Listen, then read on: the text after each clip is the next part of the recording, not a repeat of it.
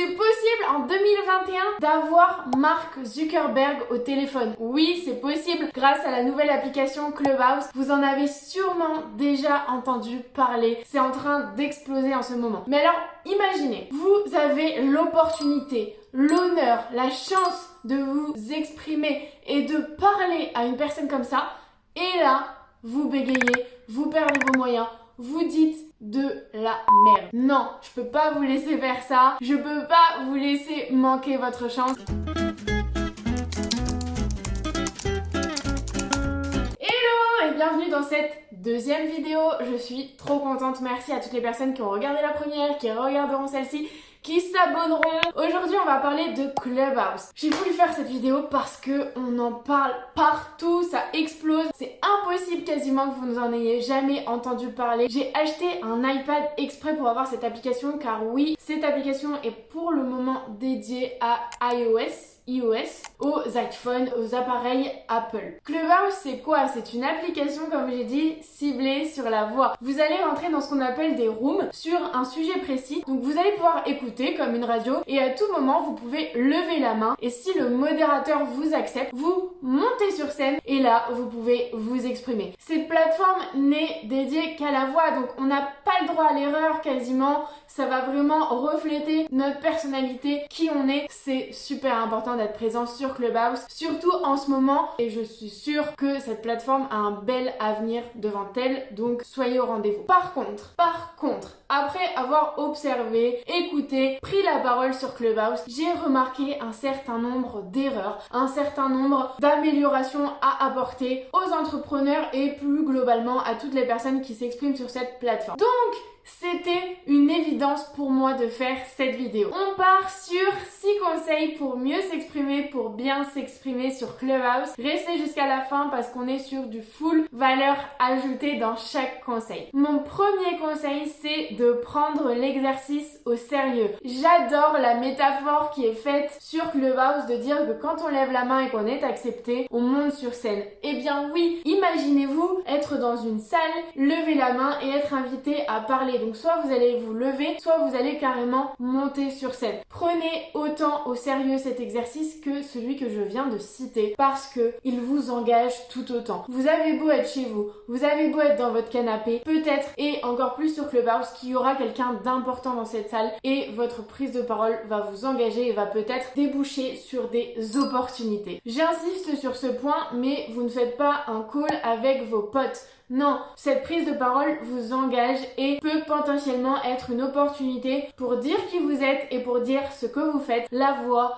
et ce qu'on va dégager, c'est super important et ça va conditionner les auditeurs. Le deuxième conseil, c'est de s'adresser à l'audience. Et oui, il ne faut pas oublier qu'il y a beaucoup de gens qui ne vont pas s'exprimer, mais qui écoutent attentivement. Il faut les engager, il faut montrer qu'on sait qu'ils sont là. On arrête l'égoïsme sur Clubhouse, on arrête de raconter sa vie à une autre personne en particulier, de faire un échange où on a l'impression qu'on n'est pas du tout convié. Ça va perdre des auditeurs à la room et surtout vous, ça va vous décrédibiliser. Alors qu'à l'inverse, si vous vous adressez à l'audience, si vous montrez que vous savez qu'il y a des gens qui vous écoutent, eh bien ces gens vont vous le rendre d'une manière ou d'une autre. Donc ça passe par des petites allusions. Si vous partagez par exemple une expérience, un sentiment, une émotion, ce qui est très puissant, vous allez pouvoir dire par exemple « Je pense que d'autres personnes dans l'audience ont déjà ressenti cette sensation » ou « Je pense ne pas être le seul, la seule à avoir vécu cette situation ». En plus,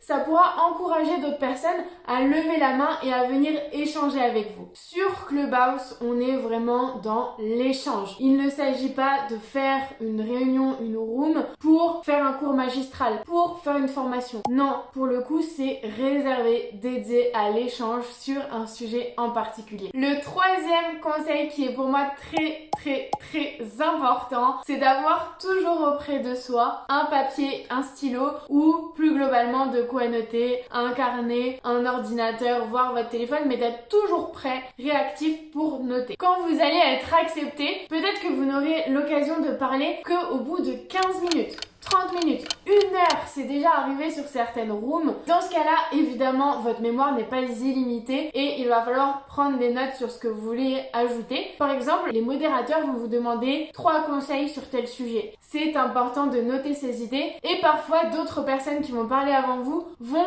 évoquer ce que vous alliez dire. Donc pourquoi pas rayer et réécrire autre chose. Bref, ça va vraiment vous permettre de poser vos idées et d'être beaucoup plus clair une fois que vous allez vous exprimer. La deuxième raison pour laquelle je recommande impérativement d'avoir un papier, un stylo auprès de soi, c'est parce que, encore une fois, il y a d'autres gens qui vont s'exprimer. Et c'est sur ces propos qu'il va falloir rebondir, qu'il va falloir apporter une valeur ajoutée, une contradiction, une nuance, un conseil. Et c'est crucial selon moi de noter le prénom de la personne pour qu'elle se sente concernée. Surtout, ne faites jamais l'erreur de dire je ne sais plus qui a dit ça, mais c'est super dangereux pour vous parce que vous allez passer pour quelqu'un qui en a rien à faire des personnes qui ont parlé avant vous. Et tout l'objectif de cette application, c'est l'échange. Et vous ne serez pas dans l'échange, mais dans l'égoïsme si vous dites je ne sais plus qui a dit ça. Ne prenez pas ce risque. Prenez un papier, un stylo et notez les prénoms. C'est très rapide et facile à faire. Le quatrième conseil, c'est d'absolument préparer son introduction. Autrement dit, à chaque fois que vous allez prendre la parole, c'est important quand même de rappeler qui vous êtes. Mais s'il vous plaît, ne prenez pas 10 minutes, 5 minutes, même 2 minutes pour le faire. Une phrase suffit. N'oubliez pas que si vous êtes là, c'est pour parler d'un sujet en particulier. Il y a aussi des personnes qui se présentent et malgré ça, on ne sait toujours pas ce qu'elles font. Ou bien elles font 15 trucs différents et donc ça nous marquera pas l'esprit. Non, mettez pause et préparez cette introduction, cette phrase qui va vous présenter, vous définir en un temps très court, mais de manière très pertinente. Par exemple, moi je m'appelle Mathilde Clodon et j'accompagne les entrepreneurs à mieux s'exprimer pour augmenter leur visibilité et leur crédibilité. En une phrase, c'est réglé et ensuite vous enchaînez sur la véritable valeur ajoutée. Votre introduction, votre pitch, toutes ces choses-là, on s'en fout. Je suis convaincue que les personnes qui sont sur Clubhouse ne cherchent pas à acheter. Elles cherchent à échanger, à rencontrer des gens. Donc préparez cette petite introduction qui va très simplement dire qui vous êtes et ce que vous faites. Et ça, vous avez le droit et le devoir de le dire. Le cinquième conseil, c'est de poser des questions. Ça paraît évident, mais depuis que je suis sur Clubhouse, j'ai l'impression qu'on est en train de transformer cette application en étalage de notre science, en zone de formation, en espace de vente. Non, Clubhouse, je le répète, c'est un espace d'échange, de discussion. Mais quoi de mieux pour engager une conversation, pour faire vivre une discussion que de poser des questions? Comment on fait pour poser une question sur Clubhouse? Et oui, ça se travaille. En amont, vous préparez votre question avant même de lever la main. Pas de questions fermées, c'est-à-dire une question on peut répondre oui ou non. C'est pas une vraie question, c'est pas une question pour Clubhouse et même dans la vraie vie, zappez ce genre de questions. On prend une question ouverte qui va amener à la réflexion, amener à la discussion, à l'échange. Une fois que cette question est prête, vous levez la main. Vous allez être accepté. Vous attendez votre moment de parole. En général, c'est comme ça que ça se passe, mais ne prenez pas la parole avant qu'on vous la donne. Une fois que vous l'avez, s'il vous plaît, remerciez les modérateurs d'avoir créé cette room, de vous avoir accepté, de vous avoir fait monter, comme on dit. Deuxième étape,